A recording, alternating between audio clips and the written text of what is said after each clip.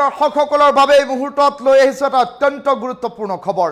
ডবকাত চলিব এবাৰ ৰাজ্যৰ সৰ্ববৃহৎ উচ্ছেদ অভিযান। উচ্ছেদৰ জাননী প্ৰেৰণ কৰাৰ পাছতে সম্প্ৰতি এতিয়া ডবকাৰ কেইবাটাও প্ৰান্তত হাহাকাৰ লাগিছে অবৈধ দখলকাৰী। এই ডাঙৰ খবৰটো টাইম এইটৰ দৰ্শকসকলক এই মুহূৰ্তত জনাইছো। এটা বিগ ব্ৰেকিং নিউজ এই মুহূৰ্তত টাইম এইটৰ দৰ্শকসকলৰ বাবে লৈ আহিছো। ডবকাত চলিব সৰ্ববৃহৎ ৰাজ্যখনৰ উচ্ছেদ অভিযান। আৰু হঠাৎ প্ৰশাসনৰ তৰফৰ পৰা উচ্ছেদৰ জাননী লাভ কৰি উচ্ছেদিতৰ হাহাকাৰ। মুখ্যমন্ত্ৰী ডক্টৰ হিমন্ত বিশ্ব শৰ্মাৰ নিৰ্দেশৰ পাছতে প্ৰশাসনে এতিয়া কঁকালত বান্ধিছে টঙালি। প্ৰশাসনৰ দয়া নাই, ক্ষমা নাই নীতিত এতিয়া অবৈধ দখলকাৰীৰ চকুত টোপনি নাই। বান্ধি দিয়া হৈছে ডেডলাইন আৰু শেষ সময়সীমা বান্ধি দিয়াৰ বাতৰি এই মুহূৰ্তত আহি পৰিছে। আৰু প্ৰশাসনে বান্ধি দিয়া সময়সীমাৰ ভিতৰতেই এৰিব লাগিব ঘৰ। ঘৰে ঘৰে গৈ প্ৰশাসনে ইতিমধ্যে জাননী জাৰি কৰিছে। জৰীপ আৰম্ভ হৈছে। এমাহৰ ভিতৰত আঁতৰি যাবলৈ জাননী জাৰি কৰিছে হোজাই জিলাৰ বন বিভাগে ডবকাৰ বিভিন্ন প্ৰান্তৰ অবৈধ দখলকাৰীক। হঠাতে উচ্ছেদৰ জাননী পাই হাহাকাৰ লাগিছে বেদখলকাৰীৰ মাজত। আৰু বিগত 40টা বছৰ ধৰি বনাঞ্চলৰ মাটি অবৈধ দখল কৰি আহিছিল একাংশ লোকে।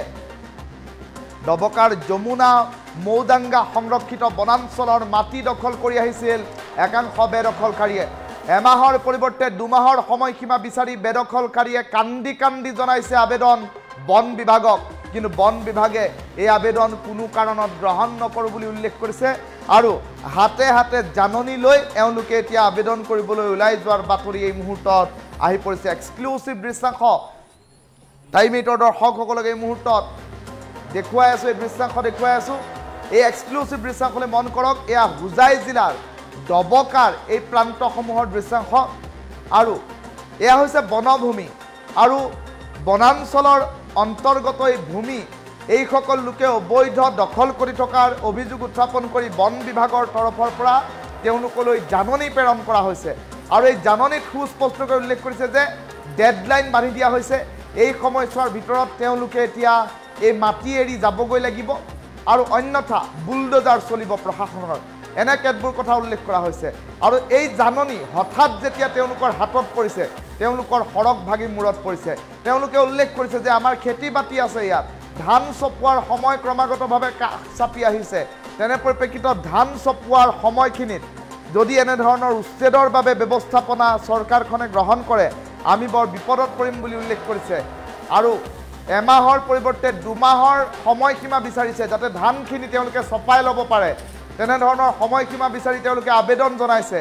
আৰু সম্প্ৰতি সমগ্ৰ বিষয়টোক লৈ দেখিবলৈ পোৱা গৈছে এতিয়া হোজাই জিলাৰ প্ৰতিটো প্ৰান্তত বিষয়টোক লৈ চৰ্চা আৰম্ভ হৈছে। এই মুহূৰ্তত টাইম এইটৰ দৰ্শকসকলক আমি হোজাই জিলাৰ ডবকাৰ যমুনা মৌদাঙ্গা সংৰক্ষিত বনাঞ্চলৰ কেতবোৰ দৃশ্যাংশ এই মুহূৰ্তত দেখুৱাবলৈ চেষ্টা কৰিছোঁ। মন্তব্য আছে, মন্তব্য শুনাই লৈছোঁ। যমুনা মৌদাঙ্গা সংৰক্ষিত বনাঞ্চলৰ যিটো উচ্ছেদ জাননী আপুনি আপোনাৰ বিভাগীয় কৰ্তৃপক্ষৰ পৰা জাননী জাৰি কৰিছে, সেই জাননীত আমি এই বৃহৎ অঞ্চলৰ হাজাৰ হাজাৰ বিঘা মাটি আমি দুখীয়া মানুহে খেতি বাতি কৰিছোঁ। আৰু সেই খেতি বাতিখিনি কৰাৰ আমাৰ 2 মাহমান সময় লাগিব। সেই সময়খিনি আপোনাক আমি কৰজোৰে অনুৰোধ কৰিছোঁ যে আমাৰ সেই খেতি বাতিখিনি উঠাই অনাৰ সুযোগ আপুনি দিয়ে যেন। সেই হিচাপে আমি মুখ্যমন্ত্ৰী মহোদয়লৈ কৰজোৰে এই বৃহৎ অঞ্চলৰ দুখীয়া মানুহৰ স্বাৰ্থত আমি ৰাইজৰ হৈ আপোনাক অনুৰোধ জনাইছোঁ কৰজোৰে যে আপুনি আমাৰ এই দুখীয়া মানুহৰ খেতি বাতিখিনি উঠাই অনাৰ 2 মাহমান সুযোগ দিয়ে যেন। সেয়া আমাৰ মুখ্যমন্ত্ৰীলৈ আমাৰ কৰজোৰে আবেদন থাকিল। আমিতো কৃষি খেতি কৰিছিলোঁ, দুখীয়া মানুহ আমাৰতো বেলেগ খেতিও নাই। সেই হিচাপে আমাৰ এই অঞ্চলৰ বৃহৎ মানুহে 40 বছৰৰ পৰা ইয়াতে বসবাস কৰা মানুহ আমাৰ ইয়াত আছে। যদি প্ৰয়োজন হয় তেনেহ'লে আমি তাৰে নথি কিছুমান দেখুৱাব পাৰিম যে আমি ইমান দিনৰ পৰা ইয়াতে বসবাস কৰি আছোঁ। আৰু সেই মানুহখিনি বেলেগ কোনো ঠাইয়ে নাই যে আমি বেলেগখিনি ঠাইত গৈ যে আমি তাতে এটা বাসস্থান কৰি পেলাই জীৱন যাপন কৰিম, তাতে আমাৰ কোনো এনেকুৱা কোনো ব্যৱস্থা নাই। আমি এনেকৈ দুখীয়া মানুহ আমি। গতিকে সেই দুখীয়া মানুহৰ নিশ্চয় আমাৰ মুখ্যমন্ত্ৰী মহোদয়ে হৃদয়ত আছে। দুখীয়া মানুহেও মাত মাতে, দুখীয়া মানুহৰেও কাম কৰি আছে। সেই হিচাপে আমি মুখ্যমন্ত্ৰীক ধন্যবাদ জনাই আশা কৰোঁ যে আমাৰ এই বৃহৎ অঞ্চলৰ দুখীয়াৰ হৈ এওঁ আমাৰ এইখিনি সময় 2 মাহমান সময় দিব বুলি আশা ৰাখি আমি আমাৰ যমুনা মৌৰঙ্গা কৃষি যিটো বনাঞ্চলৰ যিটো উচ্ছেদ জাননী সেই জাননী পিছুৱাই দিবলৈ আমি হিমন্ত বিশ্ব শৰ্মা ডাঙৰীয়াক অনুৰোধ জনাইছোঁ। অসমৰ মুখ্যমন্ত্ৰীলৈ কাতৰ অনুৰোধ, আমাৰ এই মৌৰঙ্গা ৰিজাৰ্ভৰ যিখিনি মাটিত বৰ্তমান উচ্ছেদ জাননী দিয়া হৈছে, জাননী পাই মানুহৰ উপায়হীন হৈ আছে মানুহ। তথাপিও মানুহ কি কৰিব, যেতিয়া ফৰেষ্টৰ মাটি মানুহটো যাবই লাগিব। গতিকে চবেই যাব, কিন্তু এতিয়া এই খেতি বাতি যিখিনি মানুহে কৰিছে, এই খেতি বাতিখিনি মানুহৰ প্ৰধান আহাৰটো মানুহৰ লাগিবই। এইখিনি যদি নষ্ট হৈ যায়, এইখিনি যদি উঠাব নোৱাৰে, মানুহে কি খাব, ক'ত যাব? য'তে ত'তে যাব, মানুহ যাব পাৰিব, কিন্তু খোৱা বোৱাৰ কাৰণে মানুহৰ বিৰাট এটা হাহাকাৰ লাগি আছে। গতিকে মাননীয় মুখ্যমন্ত্ৰী মহোদয়লৈ কাতৰ অনুৰোধ যে আপুনি 2 মাহমান সময় দিলে মানুহে খেতি বাতিখিনি উঠাব পাৰিব।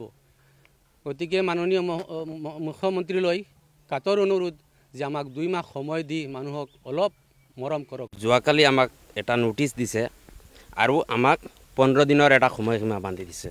মই অসমৰ মাননীয় মুখ্যমন্ত্ৰী মহোদয়ক কাতৰ এটা আহ্বান জনাম, যিহেতু আমি ইয়াত সকলো দুখীয়া মানুহ, আৰু যি সময়ত আমাৰ ইয়াত খেতি লগাইছিলে মানুহখিনিয়ে, সেই সময়ত যিহেতু লগাবলৈ আমাক এটা চান্স দিয়া হৈছিলে, আৰু আমি 35 বছৰৰ পৰা ইয়াত বসবাস কৰি আছোঁ। এতিয়া মাত্ৰ 2 মাহমান বাকী আছে, আমাৰ ধানবিলাক পকি গৈ আছে। আমাক অকণমান সুযোগ দিয়ক, যিহেতু আমি এই ধানখিনি উঠাব পাৰোঁ।